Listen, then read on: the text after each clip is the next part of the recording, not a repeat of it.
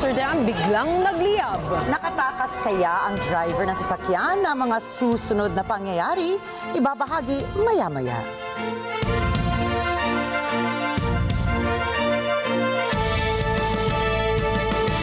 Magandang gabi. Ako po si Ricky Matay. Ako si Nina Richie Alagaw Flores. Ito ang Mata ng Agila International. Para naman sa mga headlines ngayong araw ng Biyernes. Headline inflation rate ng Pilipinas noong Marso bumagal ng 1.8%. Department of Foreign Affairs kinumpirma na may inarestong 3 Pilipino sa Beijing. Due process pinatitiyak ng ahensya na ipagkakaloob sa kanila. General Min Aung Hlaing ng Myanmar military junta dumalo sa Bangkok Summit sa kabila ng maraming sanctions na kinakaharap. Impeached South Korean President Yoon Suk-yeol tuluyan nang inalis sa pwesto. At ating silipin ang mga bagong detalye ng Nintendo Switch 2 bago ito ilabas sa merkado.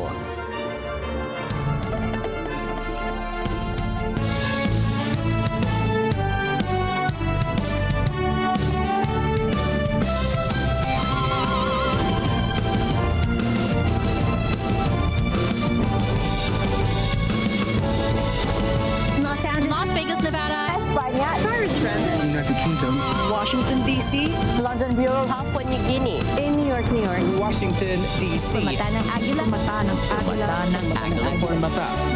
Mata ng Agila International. Bumagal po sa 1.8% ang inflation rate ng Pilipinas itong buwan ng Marso. Ayon po yan sa Philippine Statistics Authority o PSA. Mas mababa ito kumpara sa 2.1% na naitala noong buwan ng Pebrero. Ayon sa ahensya, nakaapekto sa pagbagal ng inflation rate ng bansa ang pagbaba ng presyo ng food and non-alcoholic beverages. Malaki rin ang ambag ng rice inflation sa pagbagal ng food inflation. Bumaba kasi ito sa negative 7.7% noong Marso. Sa kabila ng pagbaba ng headline inflation ng bansa, tumaas ang inflation rate sa ilang mga pagkain, katulad ng isda at iba pang seafood na tumaas sa 5.5% mula sa 2.9%, dairy products naman na tumaas sa 3.4% at ready-made foods na tumaas sa 3.8%.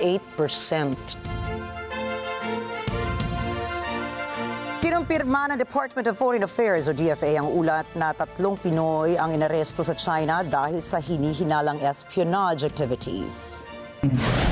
Protecting the rights and the interests of the said Filipinos remains the prime priority for the Philippine government. The Philippine Consulate General in Guangzhou is providing all necessary assistance, including appropriate legal support for the said Filipinos. The department has conveyed to the Chinese government to ensure that these allegations are tried with due process and with full respect to the rights of the said Filipinos in accordance with domestic law and the Philippines-China Consular Agreement. Ayon kay DFA spokesperson Teresita Daza, nakikipag-ugnayan na ang gobyerno ng Pilipinas sa Chinese authorities para tiyakin na natatanggap ng nasabing mga Pinoy ang kaukulang due process at pagrespeto sa kanilang mga karapatan. Hindi pa malinaw ang iba pang mga detalye sa kasong kinakaharap ng 3 Pinoy.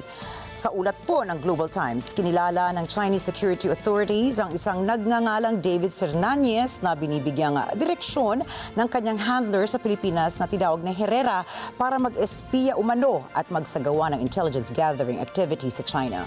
Sinabi pa sa report na inatasan ni Herrera ang 2 pang Filipinos na kinilalang sina Albert Endencia at Natalie Pizardo para mangolekta umano ng sensitibong impormasyon.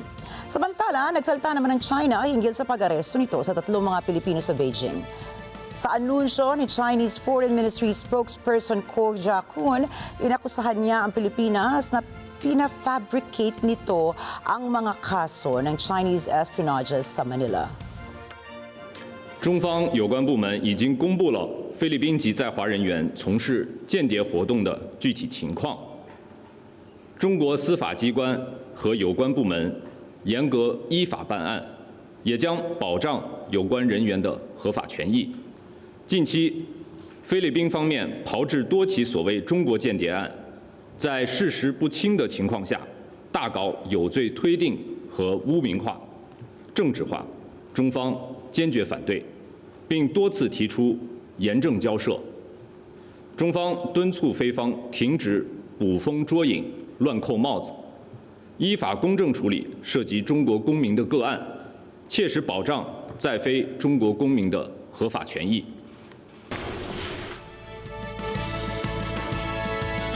Nagsanib puwersa ang mga tauhan ng Department of Foreign Affairs at DFA, Overseas Workers Welfare Administration o OWA, gayon din ang ibang Pilipino na mga voluntaryo para mahanap ang 4 na overseas Filipino workers na nawawala nang gumuho ang Jade City Hotel sa Mandalay, Myanmar dahil sa 7.7 magnitude na lindol noong Marso 28.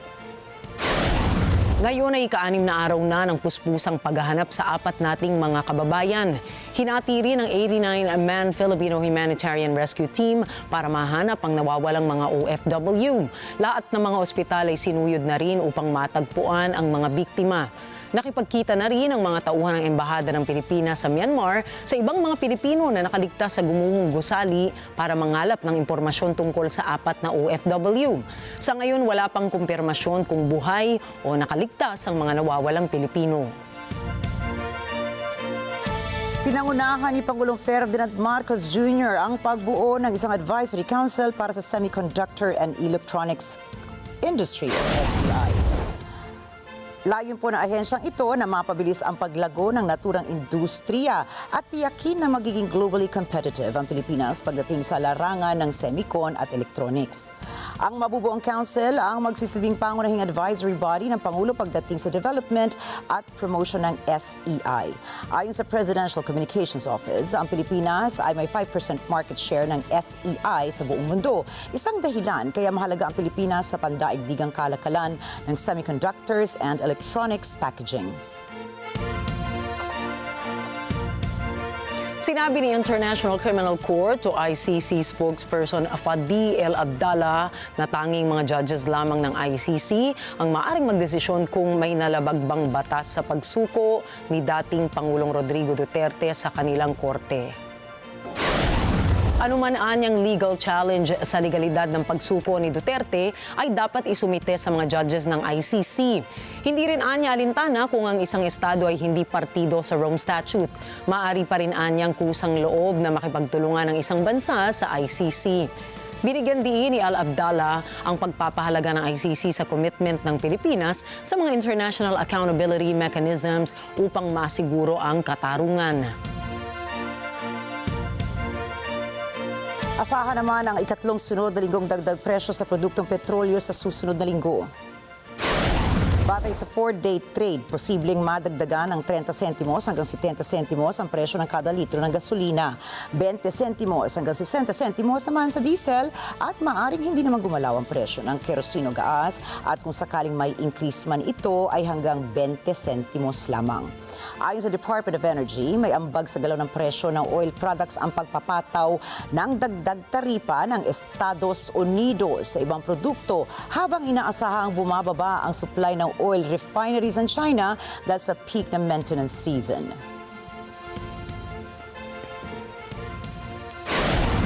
Susunod, Korean President Yoon Suk-yeol tuluyan ng sinibak. Mga residente sa Gaza nahaharap sa kagutuman. At sasakyan sa Amsterdam, sumabog. Detalye ng mga balitang yan at iba pang mga balita sa pagbabalik ng Mata ng Agila International.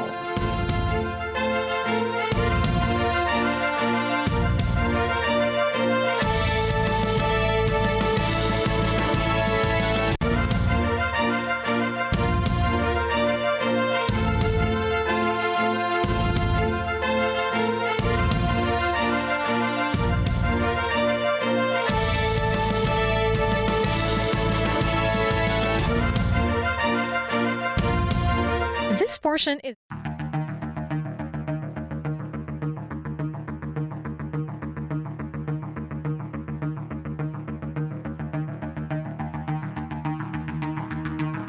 Alam namin ang iyong pagsisikap. Dama namin ang iyong mga sakripisyo. Kita namin ang pagharap mo sa bawat pagsubok. Kaya sa kabila ng mga hamon ng buhay, nandito kami para umalalay. Kasi katulad mo, gusto rin namin ng magandang bukas para sa kanya. Hatid namin ang dekalidad na edukasyon at makabagong pasilidad sa abot kayang halaga. Kaya huwag ka na mangamba, sasamahan ka namin tuparin ang mga pangarap niya.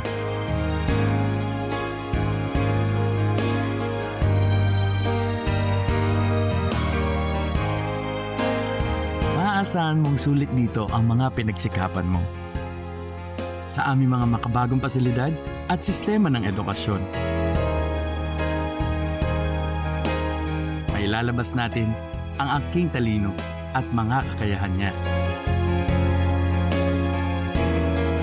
Kahit sa munting halaga, makakasiguro ka na makakasabay siya sa mabilis na pag-ikot ng mundo.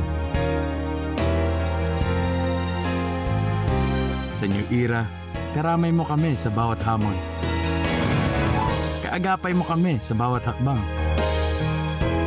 Kasama mo kami sa bawat ngiti at tagumpay.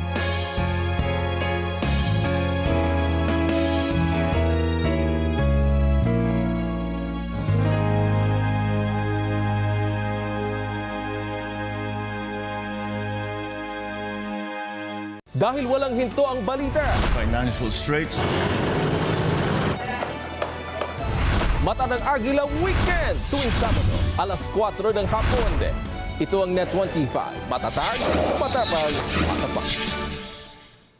Let's net together sa Net 25.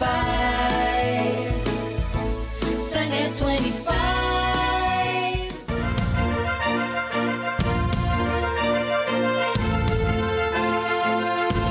Nagulat ang marami nang dumalo ang pinunong military junta ng Myanmar, si General Min Aung Hlaing, sa BIMSTEC Leaders Summit sa Bangkok, Thailand. Ito ay sa kabila ng kanyang multiple global sanctions at pagiging wanted ng International Criminal Court dahil sa crime against humanity. Itinuring din itong rare international trip ng general dahil bumabangon pa lamang ang kanyang bansa matapos ang magnitude 7.7 na lindol noong nakaraang linggo. Naging madalang ang overseas visits ng general matapos mangyari ang military coup noong 2021. Habang nagpapakita ng kagustuhang makipag-ugnayan sa international bodies ng military junta, hindi pa rin malinaw ang magiging resulta ng kanyang pagbisita. Ang BIMSTEC Summit ay ang pagtitipo ng mga pinuno ng Bangladesh, Bhutan, India, Thailand, Nepal, Sri Lanka at Myanmar na naglalayong talakayin ang pagtutulungan sa rehiyon at pag-unlad ng ekonomiya. Sa pagdalo ni Min Aung Hlaing, maaaring magbukas na ang pinto ng Myanmar upang makipag-ugnayang muli sa mga kapitbahay na bansa. Nagkaisa ang Constitutional Court ng South Korea upang mapatalsik si impeached President Yoon Suk-yeol. 피청구인 대통령 윤석열을 파면한다.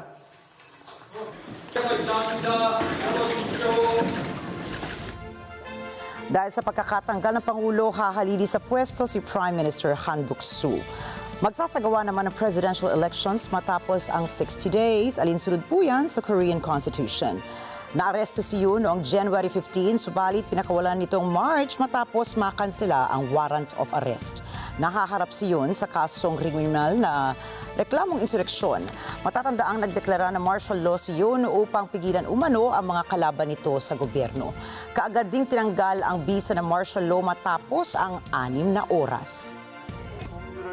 위반하여 이 사건 계엄을 선포함으로써 국가 긴급권 남용의 역사를 재현하여 국민을 충격에 빠뜨리고 사회, 경제, 정치, 외교 전 분야의 혼란을 야기하였습니다. 모두의 대통령으로서 자신을 지지하는 국민을 초월하여 사회 공동체를 통합시켜야 할 책무를 위반하였습니다. Humaharap na naman sa matinding gutom at malnutrisyon ang daan-daang libong residente sa Gaza. Ito ay sa gitna ng pagpapalawak ng operasyong militar ng Israel sa teritoryo na ayon sa World Food Program ay balakid sa pamamahagi ng pagkain at iba pang tulong. Si Jessica Bautista para sa report.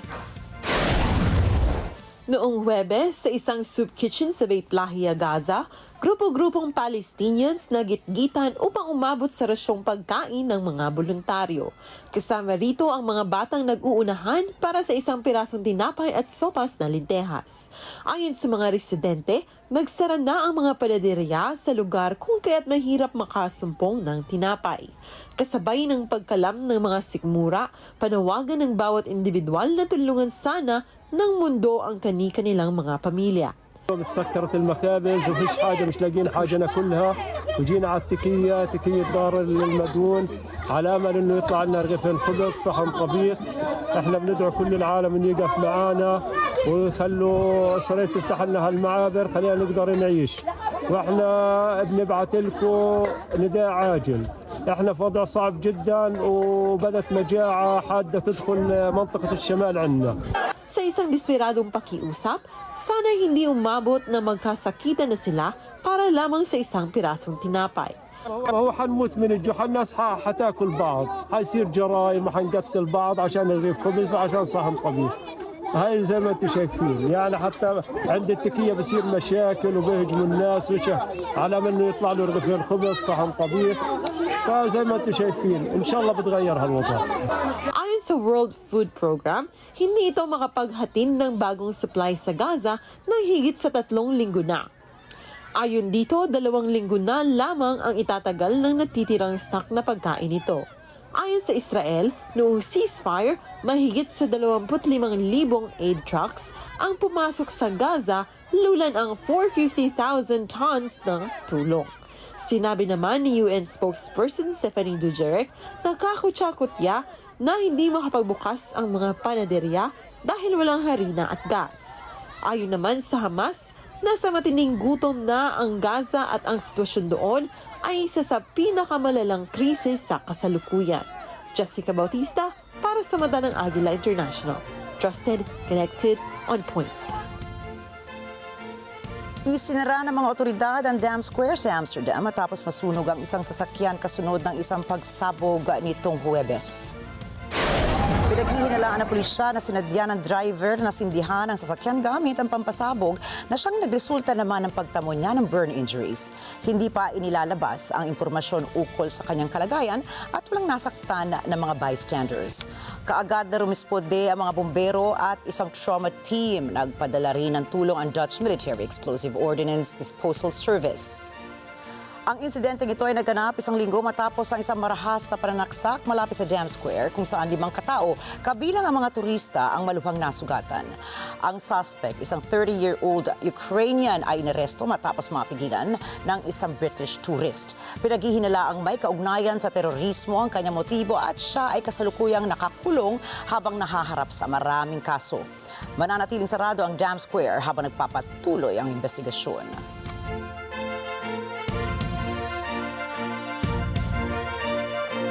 Samantala po, nanindigan ng Denmark sa Estados Unidos sa pagsasabing tututulan ito ang anumang planong pag-angkin sa Greenland. Narito ang report ni NJ Guzman. Noong Huwebes, nakipagpulong si Danish Foreign Minister Lars Løkke Rasmussen kay US State Secretary Mark Rubio. At sa kabila ng hindi pagsama sa Greenland sa agenda ng dalawa, sinabi ni Løkke na tutol sila sa anumang pag-angkin sa teritoryo. I had a very, I would say, good meeting with the Secretary of State, our first meeting in person. This topic was not on the agenda, on the agreed agenda for many reasons, among them that Greenland wasn't present. And we have this idea of nothing about Greenland without Greenland. But of course I took the opportunity to very strongly object to claims and presidential statements of a vision of acquire Greenland. It has amounted to a situation where it's not within the limits of international law.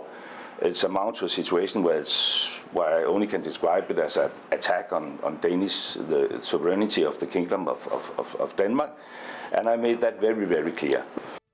Ani Løkke, paulit-ulit mang binigkas ni US Vice President J.D. Vance na nirespeto nito ang determinasyon ng mga taga-Greenland, hindi pa rin nila matatanggap ang balak na pag-angkin sa Denmark territory.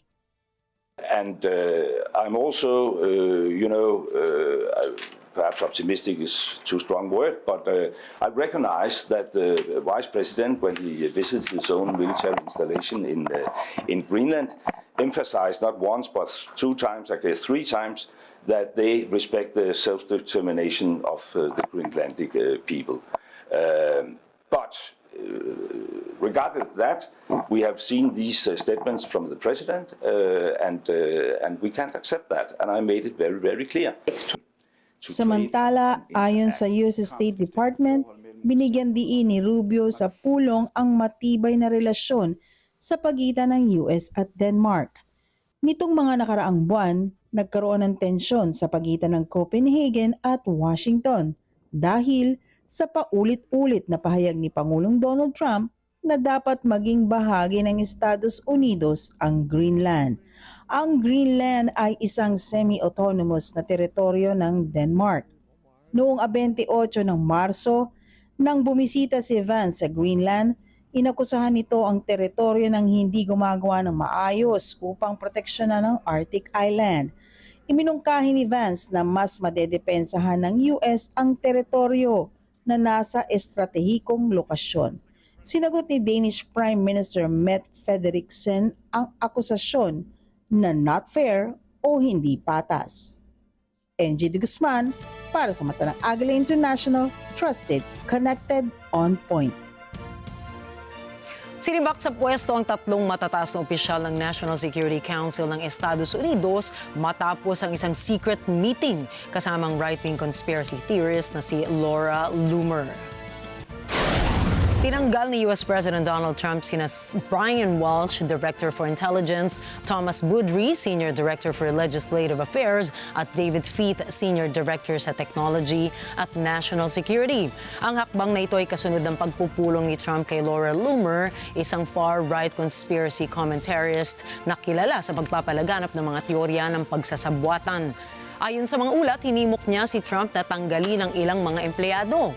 Wala siyang opisyal na kaugnayan kay Trump, ngunit matagal nang sumusuporta sa kanyang mga patakaran.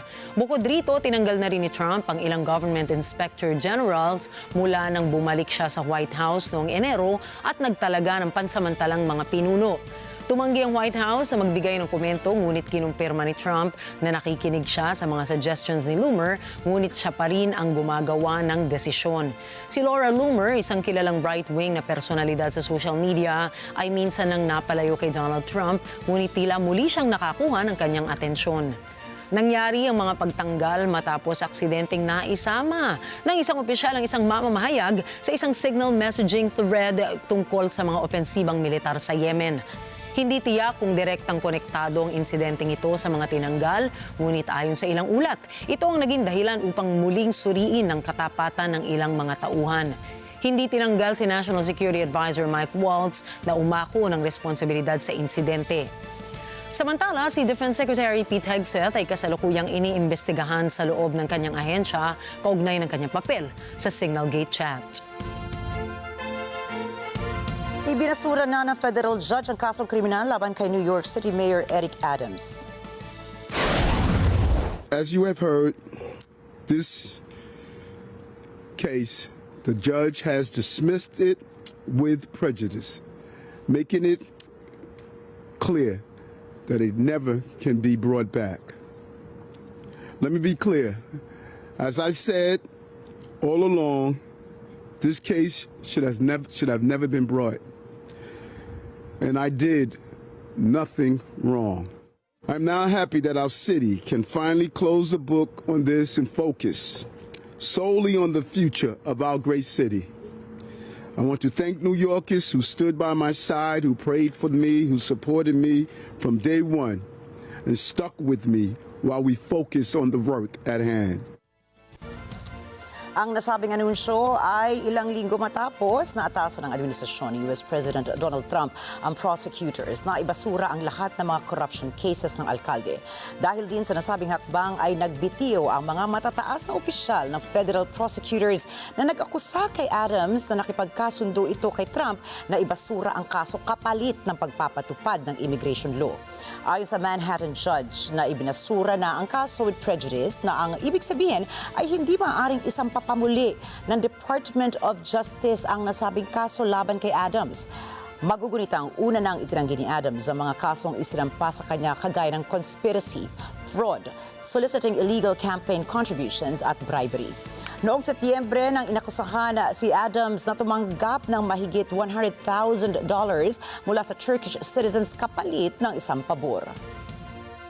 I also want to apologize to New Yorkers for having to go through this with me, a baseless case that should have never been brought in the first place.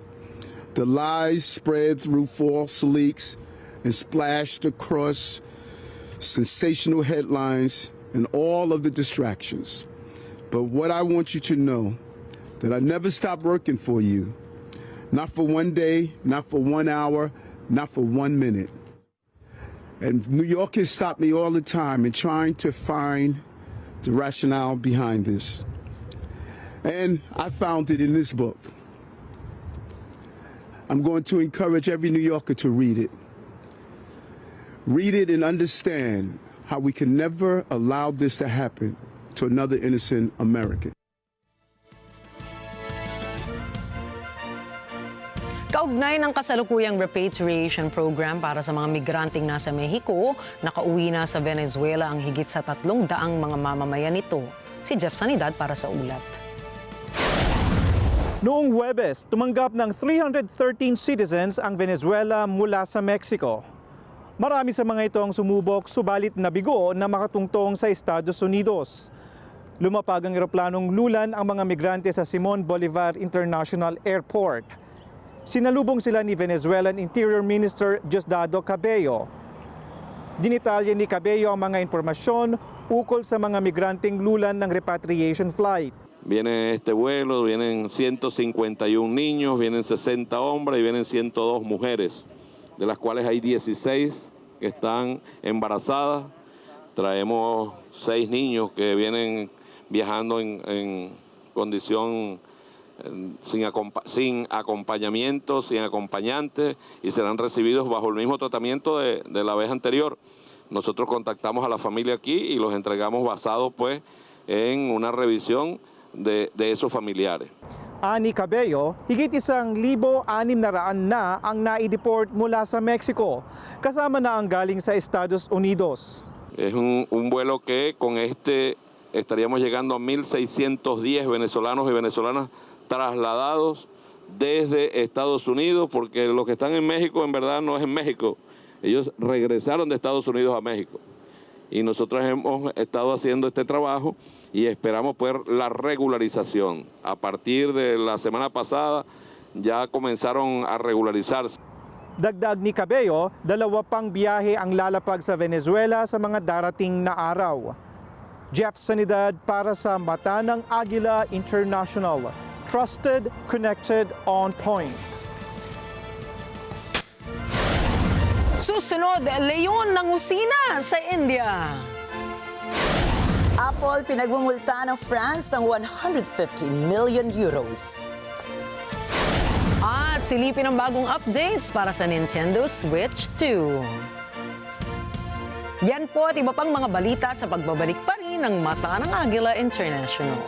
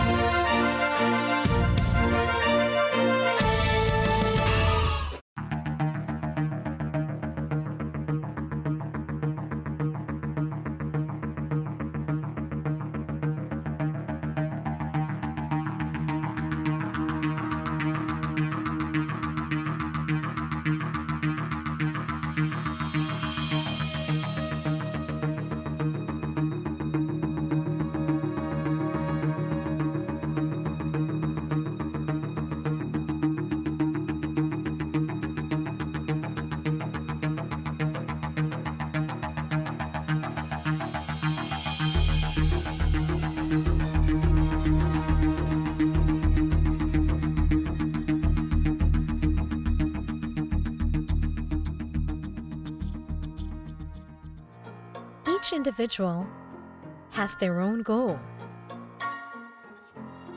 Every shot we make takes us to a whole new distance. And where the grass is green, something will definitely begin. This is the third Net25 Golf Cup, April 14, 2025 at the Alabang Country Club. For inquiries, you may contact 0951-597-5645, 0917-322-8369. As we talk to Sarah Medina, the chairman and president of G&W Club Shares, about why golf is more than a sport. Kasi mga decision makers nasa golf course. So if you want to promote your business, you attend golf tournaments. Kasi dyan mo sila makikita eh. Visibility creates credibility. So lagi kami nasa golf course. Open for business with Cesar Vallejos, Sunday, 9 p.m. Sa Net25.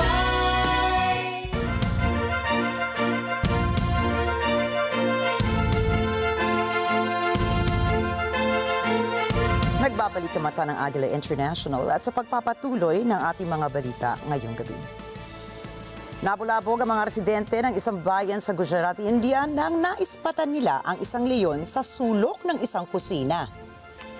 Madaling araw po na nangyari ang insidente sa Kovaya Village. Ayon sa salaysay ni Mula Lunes, isa sa mga residente, nakarinig sila ng ingay sa kanilang kusina at dito tumambad sa kanila ang isang leon. Tinutukan nila ng flashlight ang hayop at kinuhanan ng video sa cellphone. Kaagad namang tumawag ng forest officials sa mga residente para ligtas na ilipat ang leon sa kagubatan. Sa India pa rin, sumabog ang isang electric scooter sa syudad ng Uttar Pradesh. Sa viral video ay makikita ang biglang pag-ingay at pag-usok ng makina na e-scooter hanggang ito ay tuluyang sumabog. Maririnig rin sa video ang sigawan ng mga residente na naaalarma dahil sa pagsabog. Ayon sa ulat, pinaghihinala ang naging sanhi ng pagsabog ang pag-overheat ng electric vehicle battery habang ito ay nagcha-charge. Ang insidente naman ay nagdulot ng pag-aalala sa mga residente dahil sa panganib na maaaring idulot ng paggamit ng e-scooter. Matatandaan na noong 2022, isang e-scooter rin ang sumabog sa Maharashtra, India na ikinamatay naman ang isang bata. Isang araw matapos i-anunsyo ni US President Donald Trump ang malawakang reciprocal tariff ng US sa mga imported goods, nagdiwang ang Mexico dahil sa exemption na tinanggap nito sa ilalim ng US-Mexico-Canada trade deal. Si Rosel Feria para sa balita. Noong Huwebes, ipinagdiwang ni Mexican President Claudia Sheinbaum ang tinatawag na preferential tariff treatment na tinatanggap ng bansa under the US-Mexico-Canada Agreement o USMCA. En el caso de México, pues no hay aranceles adicionales, tampoco a Canadá, aunque en el caso de Canadá hacen algunas especificaciones. Y eso es bueno para el país. Aunque algunos no quieran reconocerlo, pues tiene que ver con la buena relación que hemos construido. Pinuri rin ni Mexican Economy Minister Marcelo Ebrard na hindi isinali ang bansa sa reciprocal tariffs ng US. Ito anya ay mahalagang tagumpay. Bueno, muy buenos días, con su permiso, señora presidenta. El tratado se mantiene, eso es un logro mayor, no lo demos por sentado, porque en un nuevo orden comercial fundado en tarifas, es muy difícil que sobreviva un tratado de libre comercio. Si no hubiéramos logrado esto, la pregunta de ustedes sería, pues entonces, ¿qué pasó con el tratado, verdad? Nakaschedule ang anunsyo ni Sheinbaum ukol sa karagdagang mga hakbang na layunan patatagin ang posisyon ng Mexico sa mga darating na negosasyon. Hatid ng Mexico ang 80% ng exports nito papasok ng US. Isa ito sa pinakamarurupok na bansa sa mga bantang taripa ng Estados Unidos. Rosel Feria para sa Mata ng Agila International, trusted, connected, on point.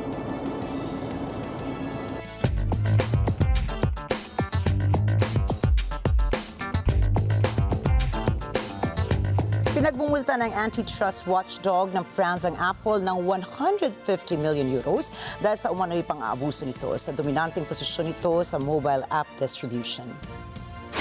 Ayon sa French watchdog, inabuso raw ng Apple ang kanilang feature na kayang punuin ang pop-ups mula sa third-party apps ang mga users nito. Anila, hinihingi rin ng mga pop-ups na ito ang consent ng mga users nito kung saan naging balakid na ito sa pag-navigate sa mga app users sa iOS environment. Kinwestiyon din ng watchdog ang neutrality ng system dahil na-penalize umano ang mga maliliit na publishers. Sa kabila naman ito, itinanggi ng Apple ang mga alegasyon at iginiit na sinusuportahan nila ang lahat ng developers. Dagdag pa nila, pinoprotektahan ng kumpanya ang data privacy ng kanilang mga stakeholders. Pinapalakas ng Toei ang operasyon nito sa global market sa pamamagitan ng paglalaan ng $2 billion para sa produksyon at pagpapalakas ng negosyo. Target ng kumpanya na siyang may hawak ng live-action remake rights ng Toei Animation na pataasin ang international revenue mula 30% patungong 50% pagsapit ng taong 2033. Ang hakbang nilang ito ay bahagi ng mas malawak na strategy upang maabot ang global market sa pamamagitan ng paggamit ng kanilang intellectual properties. Upang maisakatuparan nito, plano ng kumpanya na palakasin ang pagbebenta ng kasalukuyang content, pagandahin ang kanilang studio facilities sa Tokyo at Kyoto at makipagtulungan sa mga foreign partners katulad ng China at iba pang Asian countries. Sa pangunguna ng CEO na si Fumio Yoshimura, nakatutok ang Toei sa North America at Asia para sa mga bagong proyekto kabilang ang isang historical action drama at pagpapalawak ng tokusatsu franchises tulad ng Kamen Rider at Super Sentai. Layunin ng kumpanya na makipag-partner sa mga international studios at gumamit ng mas simpleng istruktura ng pagpopondo upang mas epektibong makapasok sa global entertainment industry. At nagbukas na po ang ika-102 branch ng Wilcon Depot sa Quezon City na inaasahang magbibigay ng dekalidad ng mga gamit sa konstruksyon ng mga bahay at iba pang infrastruktura. Nangangahulugan ito na magkakaroon ng panibagong trabahong mapapasukan ng mga Pinoy. Si Mark De La Rosa po para sa balita niyan.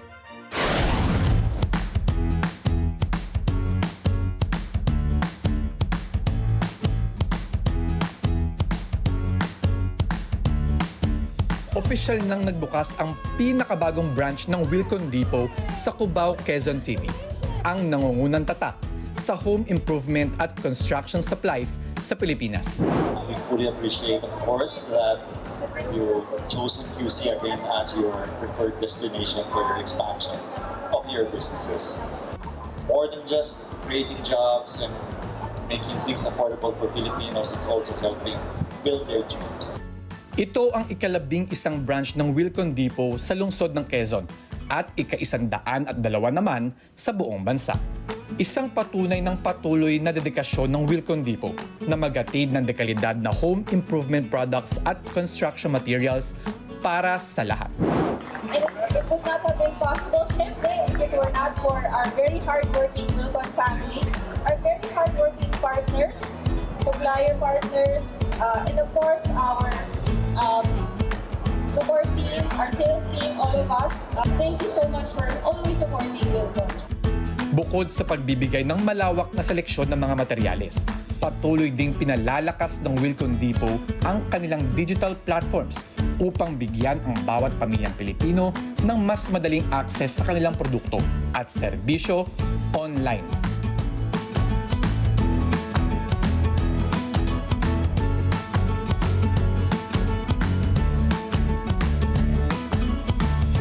Mark De La Rosa, para sa mata ng Agila International.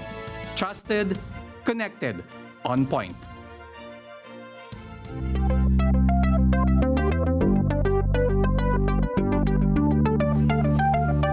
Matapos ang 8 taong paghihintay ay inilabas ng Nintendo ang iba pang impormasyon tungkol sa Switch 2 sa Nintendo Direct Live nito.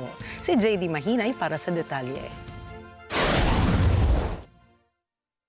The wait is over dahil narito na nga ang inaabangan na detalye para sa Nintendo Switch 2. Sa isinagawang Nintendo Direct ng kumpanya, sinabi ng mga producer ng predecessor ng Switch na ibebenta ang bagong console sa June 5, 2025. Mula rito ay itinampok nila ang pinakabagong feature ng hardware na C-button. Ang C-button ay susi para buksan ang game chat function ng Switch 2. Ang function na ito ay parang Discord chat sa mga supported games nito. Nilinaw ng Nintendo na may 3 uri lamang ng laro ang kayang basahin ng Switch 2. Kasama na rito ang Switch 2 games, mga Switch-supported games, at mga Nintendo Switch 2 Edition game titles.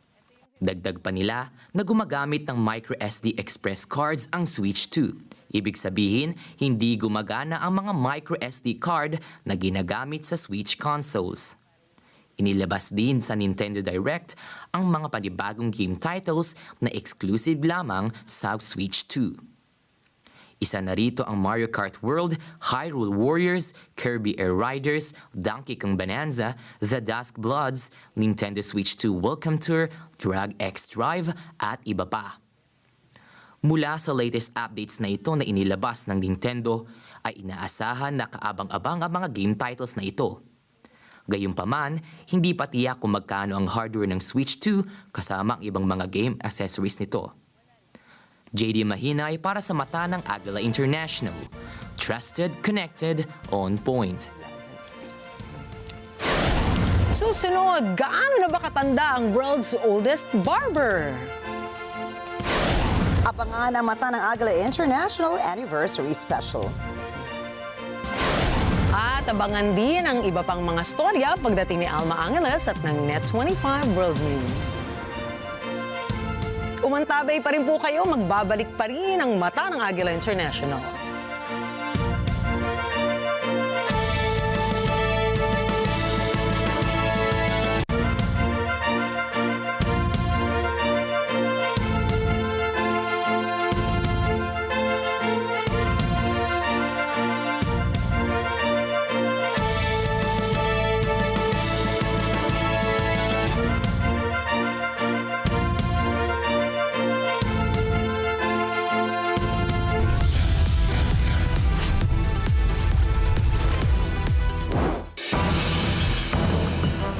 Exclusive!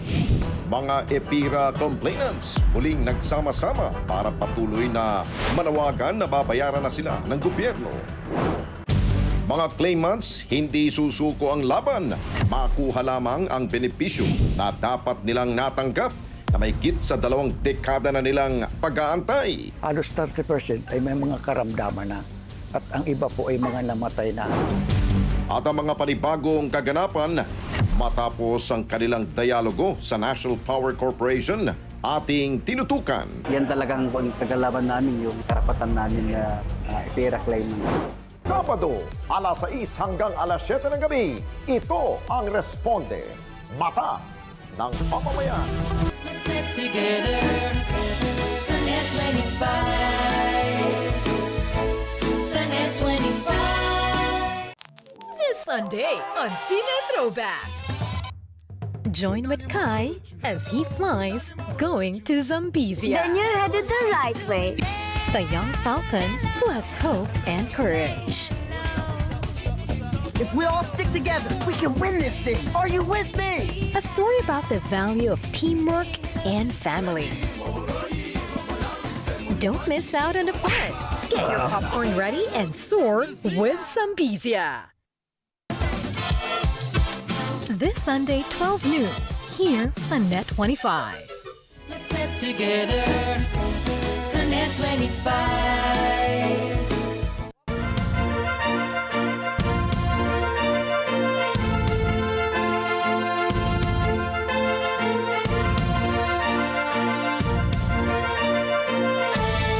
Tinagurian ng Guinness World Records bilang world's oldest barber ang 108 taong gulang na babae sa Japan.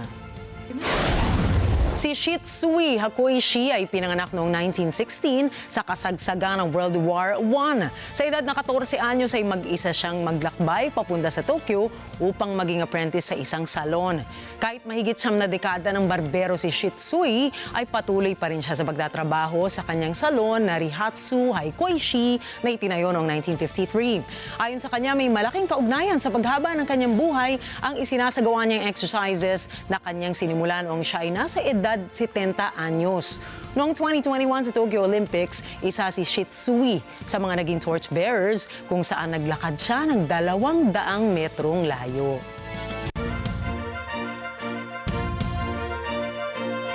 At matapos po ang 3 taong pagseserbisyo, nais po naming ipaabot ang aming taus-pusong pasasalamat sa lahat po ng bumubuo ng aming programa.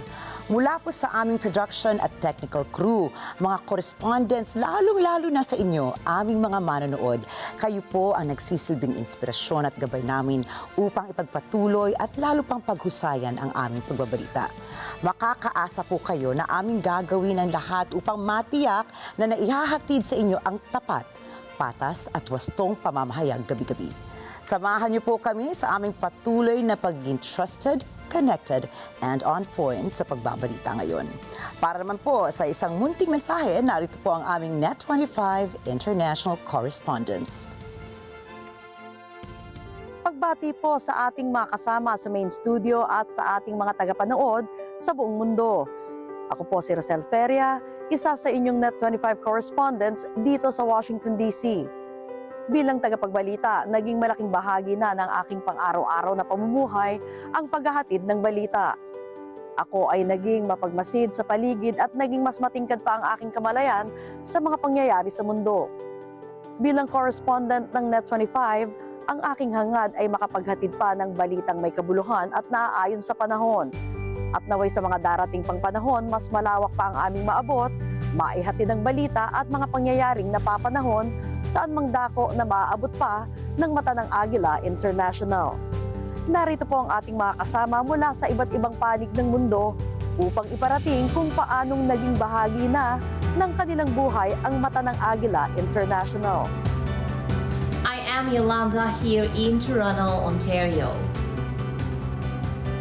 Mata ng Agila International impacted my life as a correspondent in a positive way, as it helps me improve my ability to work under deadline pressure, it boosts my curiosity, and it helps me with the ability to improve my skills in speaking and reporting. Ako po si Net25 Correspondent Leo Velasco dito po sa Palmetto, Florida.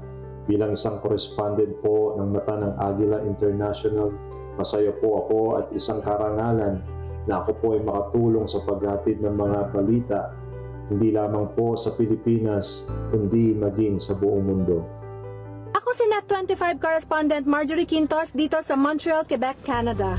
Working with Mata ng Agila International has been a calling. The program has been a vessel of truth, guiding me to approach every report with integrity and purpose.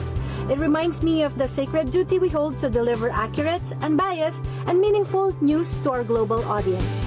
This is JC Umul from Calgary, Alberta, Canada. As a correspondent of Mata ng Agila International, it's always been a pleasure to be part of this trusted organization. We always be pleased on helping this organization to tell the news outside the Philippines.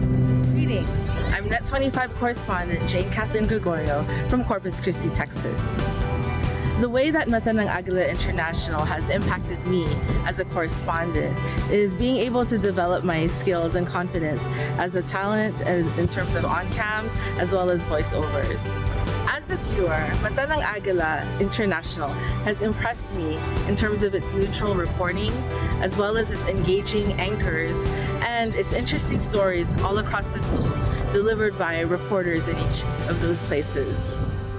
Hi, I'm NJ De Guzman from Glen Burnie, Maryland. Being part of Net25 Mata ng Agila International News that talks about events, achievements, and predicament around the world has been a great experience.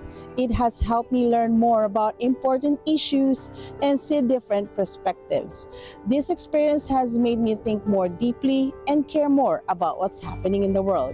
I am grateful for the chance to be part of something that spreads awareness and encourages change. Hello, I'm Anna Cui here in Las Vegas, Nevada. As a correspondent for Mata ng Agila International, I've learned how important it is to take a look at the changes that are happening in the world and how even more important it is to share them. And although it could be challenging to take it all in at times, I have learned to have more empathy and kindness, to be more resilient, and to be more hopeful. Ako si Net 25 correspondent Michelle Verzanilla dito sa Las Vegas, Nevada. Bilang isang correspondent, mas naging aware ako sa mga balita hindi lamang sa Pilipinas, kung hindi na rin sa iba't ibang parte ng mundo. I am Echo Hortaleza Quinola here in Papua New Guinea. Mata ng Agila International makes me stronger and braver. Covering extraordinary events and issues is fun and enriching. I am able to reach out to Papua New Guineans by reporting their stories, sharing their voices, and promoting how pleasant the citizens are and how beautiful the country is. Driven by purpose and passion, I am indeed thankful and proud to be Mata ng Agila International correspondent. I'm really grateful to be part of it, and it's really fulfilling to get to share the news from Australia to any part of the world. Ako si Net 25 correspondent Chantal Santos dito sa Toronto, Ontario. Mata ng Agila International has impacted my life in a positive way as a correspondent because it has made me feel closer to the rest of the world through the sharing and reporting of international and local news. It has also made me feel closer to my family back home in the Philippines because they constantly watch Net 25 and I've seen my reports and heard my voiceovers. Ako si Net 25 correspondent Cherry Recolizado dito sa Toronto, Ontario. Nagpapasalamat ako ng marami, una sa Panginoong Diyos, sa pinagkaloob niyang biyayang talento para makapaghatid balita sa himpilan ng Net 25 at naging isang magandang kasaysayan sa buhay ang makabahagi at makapaghatid balita sa Mata ng Agila International. I'm Jeff Sanidad here in Washington, D.C. Being part of this program has truly been one of the most meaningful chapters of my journey as a correspondent. Mata ng Agila International isn't just a news program. It's a bridge that connects Filipinos around the world. And being that bridge, it's a responsibility I carry with pride. Every story I cover, it reminds me of why I do this, whether it's a major global event or a simple story of resilience in a local community. I'm constantly reminded of how powerful journalism can be, how it can inform, inspire, and bring people together. Most of all, it helped me build connections with communities across borders, reminding me that despite our differences, we are all part of a shared story. I'm incredibly grateful to be part of Mata ng Agila International, and I look forward to continuing this journey, telling stories that matter, and making sure our voices are heard. Yolanda Aspiras, Mata ng Agila International, bringing you news. Trusted, connected, on point. Leo Velasco, Mata ng Agila International, naghahatid ng balita, trusted, connected, on point. Marjorie Quintos, Mata ng Agila International, naghahatid ng balita, trusted, connected, on point. JC Umul, Mata ng Agila International, bringing you news. Trusted, connected, on point. I'm Jane Kathleen Gregorio, Mata ng Agila International, bringing news. Trusted, connected, on point. And JD Guzman, Mata ng Agila International, bringing you news, trusted, connected, on point. Anna Cui, Mata ng Agila International, bringing you news. Trusted, connected, on point. Jonna Millar, Mata ng Agila International, bringing you news, trusted, connected, on point. Michelle Verzanilla, Mata ng Agila International, naghahatid ng balita, trusted, connected, on point. Echo Hortaleza Quinola, Mata ng Agila International, bringing you news, trusted, connected, on point. Jenaline Despi, Mata ng Agila International, bringing you news, trusted, connected, on point. Chantal Santos, Mata ng Agila International, naghahatid ng balita. Trusted, connected, on point. Cherry Recolizado. Jeff Sanidad, Mata ng Agila International, bringing you news, trusted, connected, on point. Rosel Feria, Mata ng Agila International. Naghahatid ng balita, trusted, connected, on point. Nako, hindi po madali ang trabaho ng isang news correspondent dahil para maging epektibo, kapani-paniwala at tama ang mga balita para sa mga manonood ay sumasailalim sa fact-checking ang bawat news item. Mahalaga ang fact-checking para mapanatili ang tiwala ng publiko sa isang programa at sa mga tagapagsalita nito o mga tagapagbalita nito. Alamin natin ngayon kung ano ang pinaka hindi makakalimutang ibinalita ng ating news correspondents mula sa Europa. I am Sara Alcantara, London Bureau. The report that is probably closest to my heart is the UK's National Health Service 75th milestone anniversary feature because of the process that we have gone through in curating that report. From the generosity and kindness of all the organizations involved to the unwavering support of the colleagues and crew members, they were all amazing. As a nurse and as a Filipino, it is humbling to be recognized in our profession because this calling is indeed rewarding in its own volition. British household goods company Wilcon has announced its collapse owing to... My most memorable report would be how the UK government made plans to tackle the pollution that affected many bodies of water because I was able to film in locations that have been impacted, such as the seaside, and I have been able to include the public's perspective on the matter. One of my favorite sections include the travel and lifestyle section, where I'm able to see the different parts of the world and enjoy the scenery as well. Hello everyone, I'm Ryan Florentino and welcome back to Europe. This time we're going to be exploring the tourist spots here in Switzerland. So on the Geneva station. Now this location may be familiar to some. Yes, that's right. This spot in Itzewald was the set for some scenes featured in the popular Korean drama series Crash Landing on You. These features are put together by an amazing team which really brings out the beauty of the place. Matapos busisiin ng European Patent Office ang validity ng key patents ni Moderna ay... Mata ng Agila International, known for its straightforward reporting and coverage of issues relevant to people worldwide, delivers global and Philippine news with focus on the current events, politics, business, and human interest stories. I find it meaningful to report on wildfires, floods, and other natural disasters to keep people informed about such urgent issues, especially when they impact the community. Nowadays, staying informed with the latest news and what is happening around the world can be challenging.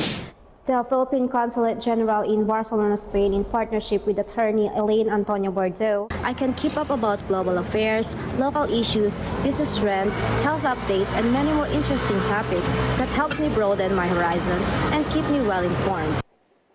My most memorable report was about the AI avatar Liv. He was made to help people with dementia.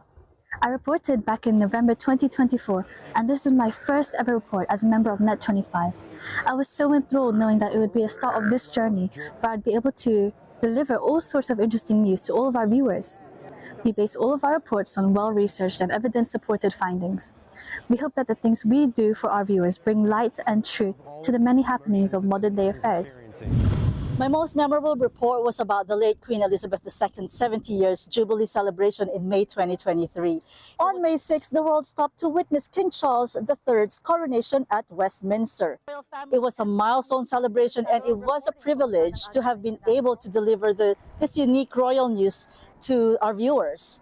Using reliable news sources and getting reactions from the public ensure that my reports are accurate, reliable, and unbiased.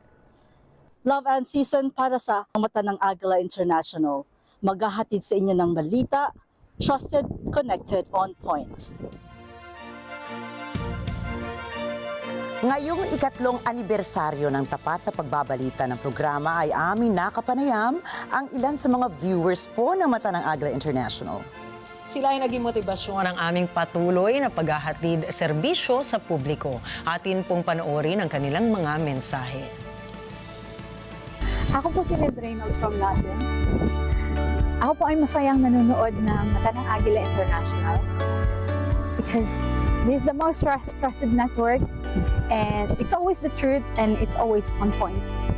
Hi, I'm Patricia from London, and what I enjoy about Mata ng Agila is that I like keeping abreast of the news, and it allows me to stay in touch with what's happening around the world. But most importantly, I am able to trust Mata ng Agila because I know that it delivers quality news that is unbiased and really delivers straight from the heart of where it's happening.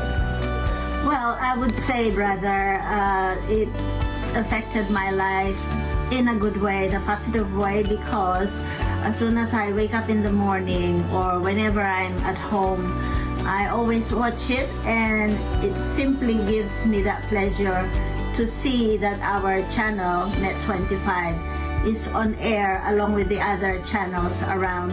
And I'm glad that I hope that there will be more feature, especially the international one. I'm glad we have this program, really. Ang Mata ng Agila po ay nagpo-produce ng makatotohanan at responsableng programa at pagbabalita both local and international news. Gaya po namin na nasa ibang bansa at magkaibang oras sa Pilipinas, napakahalaga po ang mga official platforms ng Net25, gaya nga po ng YouTube channel, upang dito namin napapanood ang mga programa ng Net25 gaya ng Mata ng Agila sa tanghali, Mata ng Agila Primetime at Mata ng Agila International. Hi, I'm Kayla Messina, and I like watching Mata ng Agila International as I'm updated with current news and events from around the world. This helps me understand and become more knowledgeable of the world and make more informed decisions.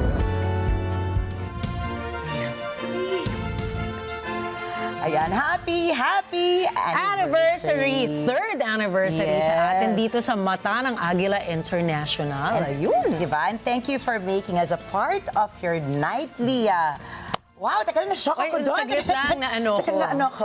Of your nightly habit. Thank you very much. Salamat. Oh, this is so sweet. Thank you. Salamat. Ang ganda naman ito. Hindi yelo yung sa'yo, babe. Bakit sa akin din? Bakit hindi siya terno? Ayan, maraming salamat po sa lahat, syempre, ng bumubuo ng ating programa at sa ating management po na patuloy nagtitiwala sa amin. At syempre, kayo po ang ating mga manonood. Patuloy naming panalangin ni Ricky at ng buong Mata ng Agila International team na lagi po kayong susubaybay at gabi-gabi yan ang inyong ilulok forward yung mapanood ang aming programa. Ayan. So, two more anniversaries to come? Definitely. Pero sa ngayon, tandaan ha, mula Lunes hanggang Biyernes, narito kami para maghatid ng balita sa anumang dako ng mundo. At akalain mo, Nina, weekend na! So, happy weekend, happy anniversary, and we'll see you again on Monday. Ako po muli si Ricky Matay. At ako si Nina Richie Alago Flores. Ito pa rin po ang Mata ng Agila International. Para naman po sa mga balitang nangyari rin sa iba't ibang panig ng mundo, punta naman tayo kay Alma Angeles para sa Mata ng Agila World News. Take it away, Alma.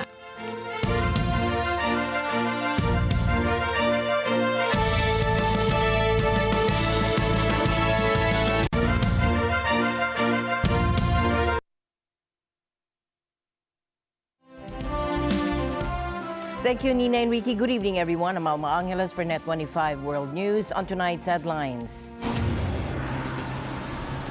A political bombshell in South Korea. President Yoon Suk-yeol has been officially removed from office, sending shockwaves through the region and sparking questions about what comes next for the country's leadership. Meanwhile, Washington's newly imposed tariffs are creating a ripple effect across Asia. For the Philippines, it's a mixed bag. Higher duties on one hand, but also opportunities for regional trade gains on the other. Now, to break down the economic impact and what this could mean, we will be joined by Asian Affairs analyst Lucio Blanco Pitlo III. And tensions continue to escalate between the world's two largest economies. China has hit back at the latest U.S. tariffs with retaliatory import hikes of up to 15%, targeting American food and agricultural products, pushing both countries one step closer to a full-blown trade war. And the news starts now.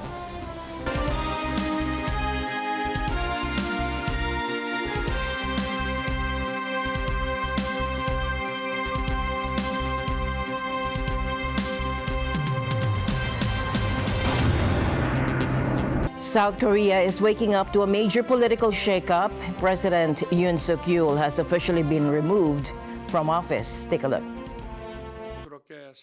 The country's constitutional court delivered a unanimous ruling upholding his impeachment following his controversial declaration of martial law late last year. That move triggered South Korea's worst political crisis in decades. Now, under the Constitution, a new presidential election must be held within 60 days. In the meantime, Prime Minister Han Duck-soo will step in as acting president. I solemnly acknowledge the grave and unfortunate situation in which a sitting head of state has been impeached for only the second time in our constitutional history. In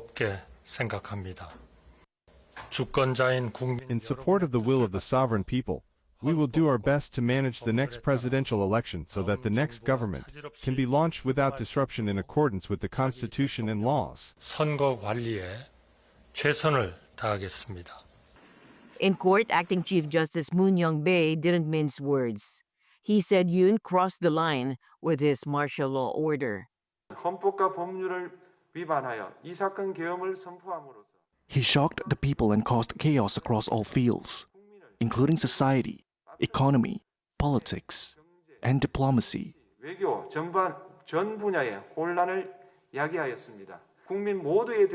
As the president of all the people, he violated his duty to unite society beyond the people who support him. By mobilizing the military and police to undermine the authority of constitutional institutions, such as the National Assembly, and violate the basic human rights of the people, he made a grave betrayal of the people's trust, who are the sovereign members of the Democratic Republic. Outside the court, thousands erupted in celebration. Many had camped out overnight in anticipation. But the mood was drastically different near Yoon's official residence. Supporters watched the ruling unfold on a big screen, some in silence, others in tears. Tensions flared with at least one person arrested for damaging a police bus. Big changes lie ahead for South Korea as the country prepares to choose a new leader amid an already uncertain global climate. Washington's new tariffs place the Philippines in a complex spot, facing increased duties but potential regional advantage. How will this impact the Philippine economy and U.S. relations? We're now joined by Asian analyst Lucio Blanco Pitlo III, who will analyze the implications for the Philippines and ASEAN. Good evening, sir. Welcome to the program. Good evening, Alma. Good evening to all the viewers of your program. Thank you again, sir, for accepting our invitation. Now, I have breaking news, sir, now with China. With China now imposing retaliatory tariffs on U.S. agricultural and food products, and what ripple effects could this have?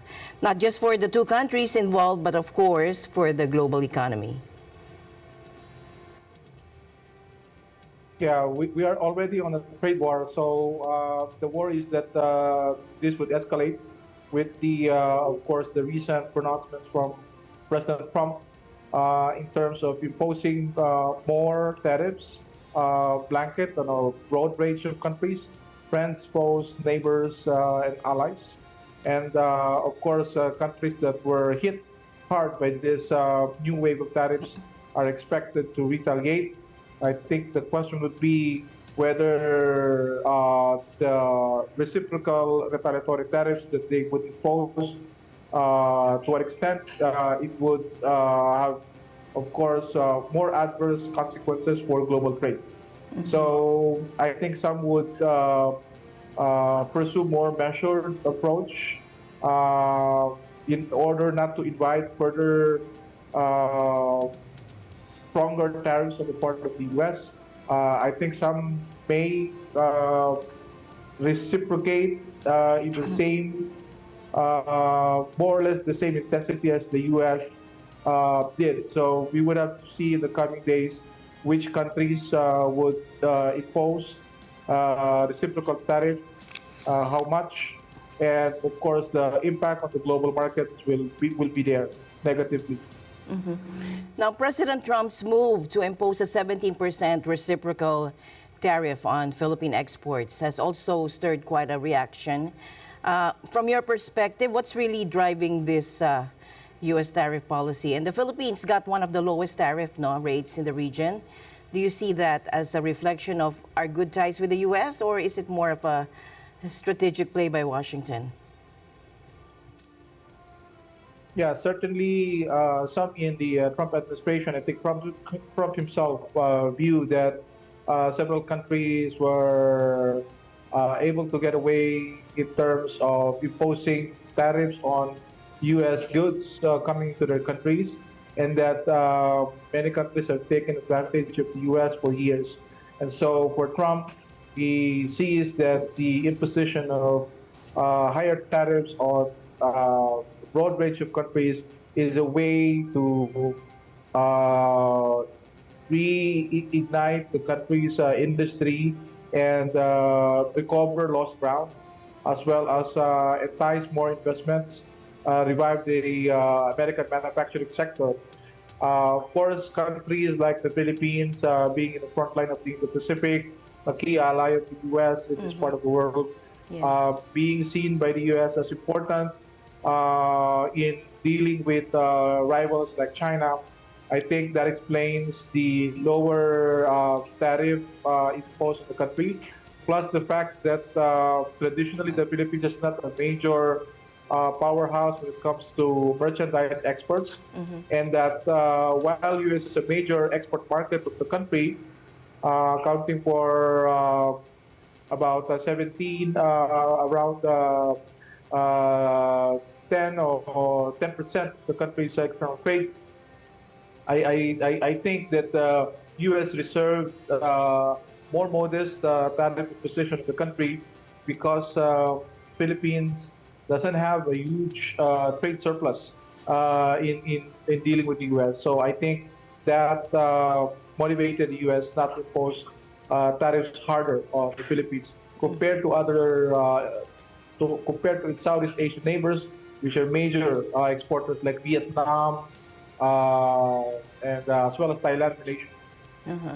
But some say this could hurt exporters, while others believe it might attract investors fleeing a higher tariff somewhere or elsewhere.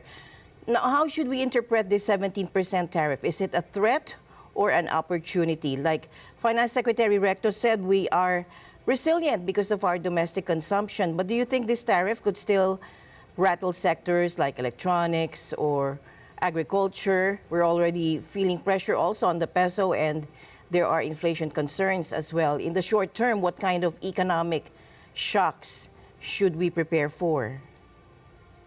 Well, on the short term, we expect that this would have a negative impact in terms of U.S.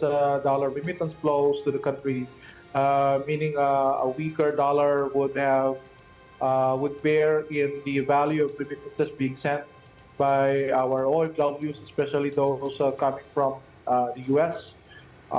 There will also be impact on our merchandise exports to the U.S., much of it in the semiconductor electronic industry. Recently, the President Marcos, made an administrative order trying to create a council to support the country's semiconductor electronic industry. And I think this comes from the realization that this is a major sector that needs to be developed. And of course, this is a very critical global sector. A lot of countries are looking at trying to diversify the supply chains in this sector, and at the same time find opportunities with countries that may provide lower production costs in this area, and a country that already have some exposure, some backward part of the industry. And so I think for the Philippines, the opportunity from redirecting flows of investments moving from countries that are heavily imposed with tariffs, say Vietnam, which is a major recipient of de-risking capital moving from China, going into Vietnam and elsewhere. So with the high tariffs imposed in Vietnam, I think other investors would try to scout for other locations where they can move their production. And I think the Philippines, if it plays its cards well, may be able to capitalize with this. But the country needs to invest a lot in terms of energy, utilities, because these are perennial problems of the country in terms of being able to attract investors. So the cost of the electricity, power, utilities, and of course the logistics, this has to be addressed in order for the country to gain from these lower tariffs imposed by the U.S. relative to its other ASEAN peers. Now, you earlier said, compared to our ASEAN neighbors, the Philippines was hit with a lighter blow. Now, with some countries facing steeper tariffs than others, like Cambodia at 49%, and significant, and Singapore, at 10%, how do you think this will affect the region's economic relationships? Do you think Trump's tariff policy could reshape how you were mentioning earlier, how global supply chains operate in Southeast Asia? What do you think these tariffs mean for trade within ASEAN? Well, certainly I think this would give a boost to RCEP, the Regional Comprehensive Economic Partnership. Of course, this is the world's largest free trade agreement. Recently, many countries have ratified, and this is now in operation. And so I think with this increasing, the escalating tariff war, I think major Asian economies that are hit hard by tariffs, the U.S., may try to look more region inward or within the region. I think China, Japan, and Korea may also discuss ways to reply to the tariffs imposed by the U.S. There might be some coordination between these three major exporting countries. So I think other trade agreements like CPTPP may also get a boost. And within ASEAN, of course, ASEAN will try to expand its FTA arrangements with other major trading countries like China. ASEAN and China is trying to upgrade their existing FTA, or the third upgrade of their FTA. I think this would be accelerated. And so with RCEP, CPTPP, the upgrading of the ASEAN-China FTA, I think these developments on the tariff war front would have a positive effect in terms of pushing the momentum for regional FTA arrangements. Some experts also believe our lower tariff is linked to our strong military alliance with the U.S. Do you think Washington is rewarding allies, or is this purely economic calculus? Now, with tensions in the Indo-Pacific and the West Philippine Sea, could these economic moves be part of a bigger geopolitical strategy by the U.S.? Well, we can't discount that. I think there may be that play in terms of geopolitics and security considerations. The alliance, of course, with the recent visit of U.S. Defense Secretary Pete Hegseth to Manila, and both sides, of course, are raring to have a bigger Balikatan exercises late this month. But I do think that overall, this is more economic. The decision to impose tariffs on many countries and levying less tariffs on the Philippines, because the Philippines doesn't export much to the U.S. and that the Philippines doesn't enjoy a huge trade surplus in its trade with the U.S. compared to, say, Vietnam, China, Japan, South Korea. And so the Philippines is spared in a way because it has U.S. is not running a major trade deficit with the Philippines, and the Philippines is not much known in terms of export capacity. And so I think these are major factors that would explain why the tariffs that was given to the Philippines was just 17% compared to other ASEAN nations. Yeah. So how should the Philippines position itself now? What policy moves do we need to make to turn this into a win or at least cushion the blow? Well, I think this is an opportunity for us in terms of attracting foreign investment. Now that we have less tariffs compared to our ASEAN peers, we may be able to attract more locators in our industrial parks, in our export processing zones. But again, as I mentioned earlier, we have to address bottlenecks in terms of energy, logistics, and utilities in order to maximize the value of potential investment flows.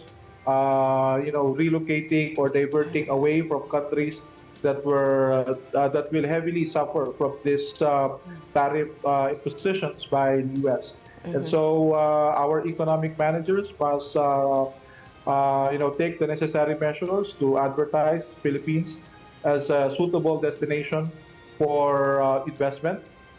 With our lower tariffs, locators, producers from affected countries may shift their business to the Philippines to be able to continue to access U.S. market, but paying a lower tariff compared to, say, producing it in Vietnam, Cambodia, Thailand, or Malaysia. So this is a benefit for the Philippines, but we have to do our homework. Thank you very much, Mr. Pitlo. As always, your valuable insights. Thank you very much for sharing them with us. Thank you. And the news continues here on Net 25. We'll be right back.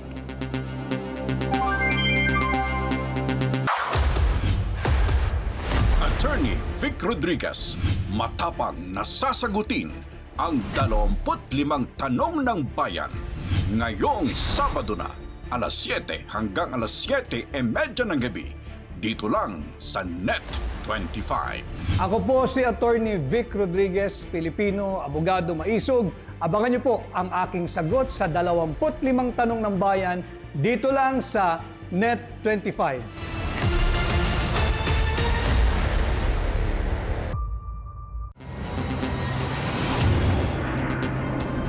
Haiti's capital is under siege. Heavily armed gangs rule the streets and violent protests are erupting daily.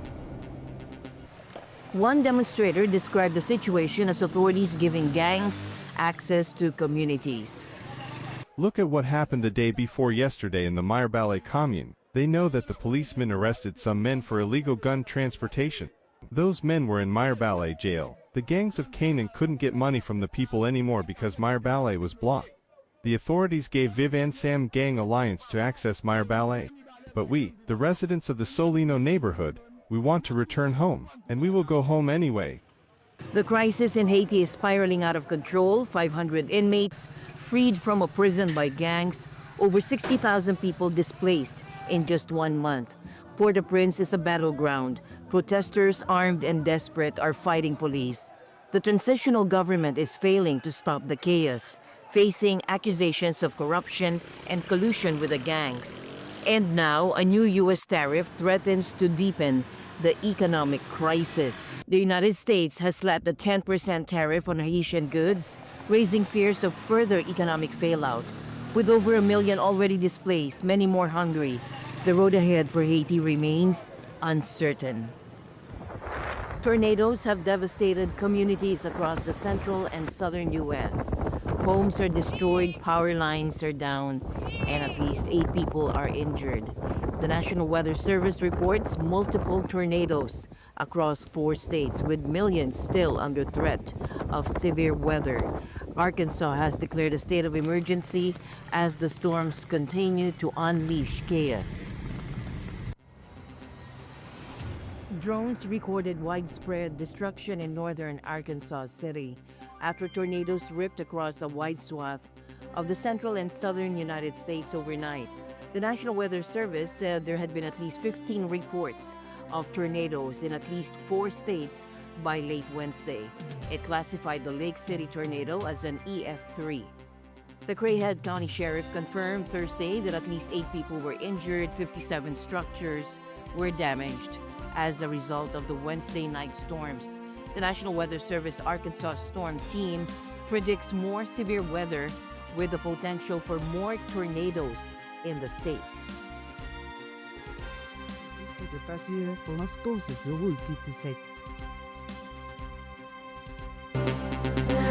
Imagine paying over $2,000 for the latest iPhone, and that's the potential reality facing consumers as new U.S. tariffs threaten to drastically inflate Apple's prices, with analysts predicting a 54% levy could double the cost of some models. Take a look.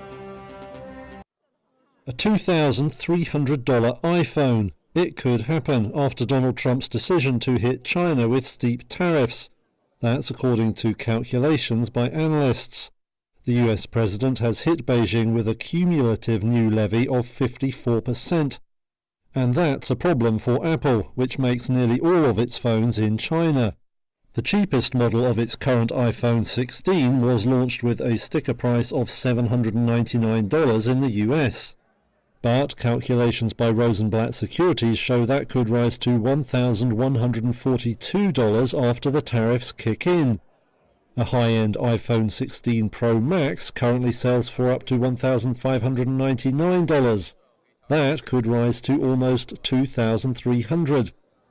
Little wonder then that Apple shares closed down over 9% on Thursday, enduring their worst day in 5 years.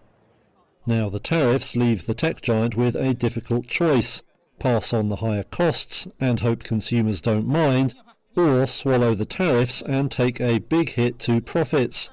The firm didn't immediately respond to a request for comment on its thinking, but Rosenblatt estimates the tariffs could end up costing it some $40 billion. It all comes at a bad time for Apple. The company has already seen its sales sag in key markets, and its AI offering, Apple Intelligence, has so far failed to excite shoppers. During Trump's first term, Apple enjoyed exemptions from tariffs he imposed then. Now analysts say it's probably trying to negotiate something similar the second time around. So far, though, the iPhone maker seems to be out of luck. Now, since 2020, U.S. stocks haven't seen a day this bad. The culprit, President Trump's new tariffs. Wall Street's main indexes suffered their biggest one-day percentage losses since 2020 on Thursday, the day after President Donald Trump's Liberation Day.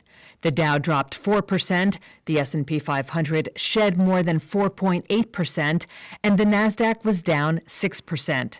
Trump's Wednesday announcement of sweeping 10% tariffs on most imports and much higher duties on dozens of other countries has ignited fears of an all-out trade war and a global economic recession.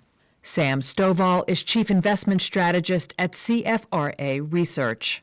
Well, the market is down today because the tariff announcement ended up being more extreme than most investors had anticipated.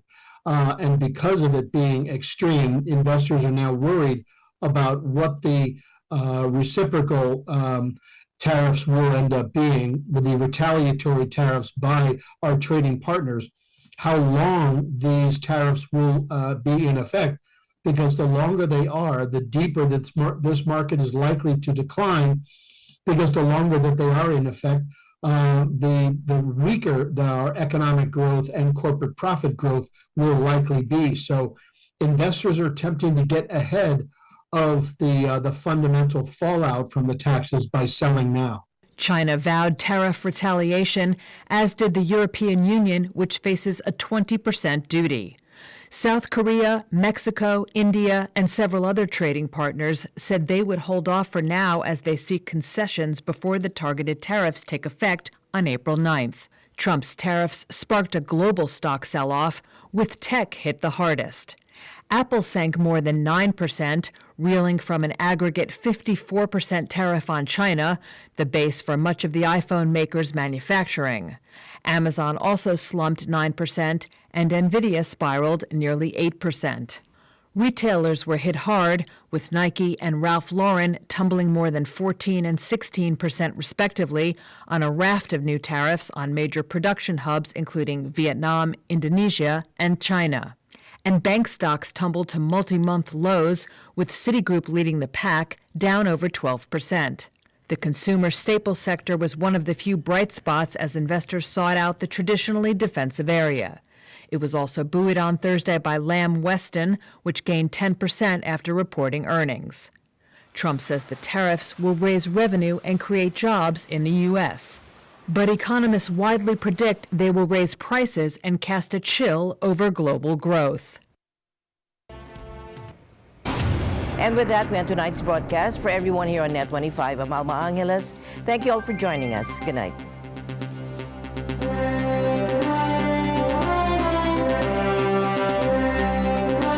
This program is supported by